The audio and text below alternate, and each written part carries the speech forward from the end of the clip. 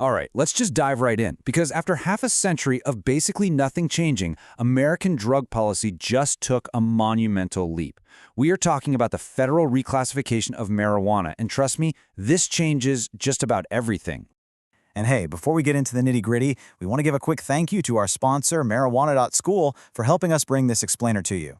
You know, for as long as most of us have been alive, the federal government has put marijuana in its most restrictive box, Schedule 1.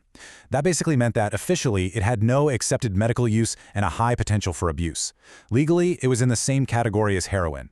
But then, on April 22, 2026, a final order came down from the Department of Justice that completely flipped that 5-decade-old script, creating this brand new and frankly really complex reality for cannabis in America. So, you're probably wondering, how on earth did the government pull off such a massive change so fast? How did they just sidestep what could have been years of bureaucratic deadlock? Well, the answer is a very clever and pretty controversial legal shortcut. So here's what happened. The standard process, the one that started way back in 2022, had totally ground to a halt. It was stuck. So, after a 2025 executive order came down demanding some action, the acting attorney general used this little-known provision. It's a kind of loophole that allows for quick changes to keep the U.S. in line with international drug treaties. Boom, an immediate final order, bypassing all the usual red tape. People are literally calling this a novel legal mechanism, and it is absolutely groundbreaking, but also really contentious. You already have critics arguing that this goes way beyond the Attorney General's authority, which means, you guessed it, we are almost certainly going to see this fought over in the courts for years. Okay, so here is the most crucial point to understand. Marijuana is not fully legal. It has not been descheduled. Instead, it now lives in this strange dual-status world that experts are calling a bifurcated regime. Let's break that term down, because it is the key to this whole thing. A bifurcated regime means the exact same plant is now, at the same time, classified as both a Schedule 1 and a Schedule 3 drug. What's the difference? It all depends on its legal context, basically the paperwork. And this table just lays out that split perfectly. See, on one side, you've got your FDA-approved products and state-licensed medical marijuana. Those are now Schedule 3. But on the other side, state-licensed adult-use cannabis and any kind of unlicensed bulk product still stuck firmly in Schedule 1. To put this as simply as I can, the federal government is now on record saying that the very same plant is either a legitimate medicine with a lower potential for abuse, or it's a dangerous narcotic with no medical value at all. The only thing that separates the two is a legal piece of paper. It's kind of wild. All right, now let's follow the money. Because this legal shift leads to what is arguably its biggest, most immediate impact, a massive, massive financial windfall for the medical cannabis industry. For decades, this obscure little piece of the tax code called 280E has absolutely crippled cannabis businesses.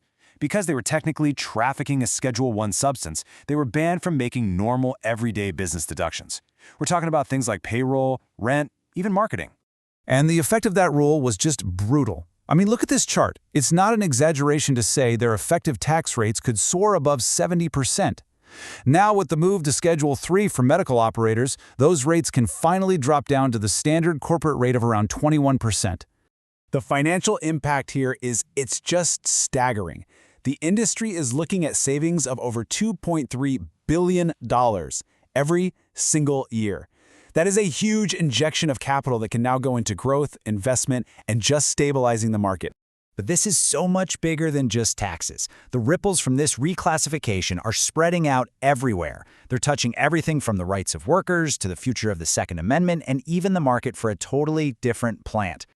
Yeah, the impacts are really widespread. For the 6 million medical marijuana patients out there, this strengthens their workplace protections under the Americans with Disabilities Act. It's fueling brand new calls for clemency for thousands of federal prisoners. It's creating new legal battles over the ban on gun ownership for cannabis users, and while it doesn't solve all their banking problems, it's a huge step toward financial stability. But, and this is a huge but, here is a massive paradox. At the very same time the government is loosening the rules on medical marijuana, it is getting incredibly aggressive on tightening them for the legal hemp industry.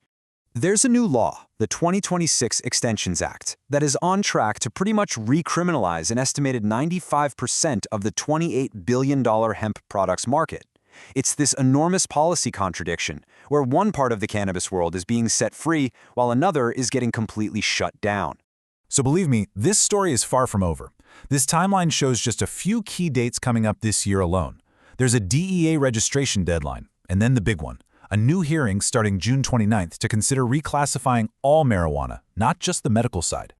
At the end of the day, this historic shift really creates more questions than it answers. It sets up this bizarre dual-tiered reality while teeing up the next huge fight.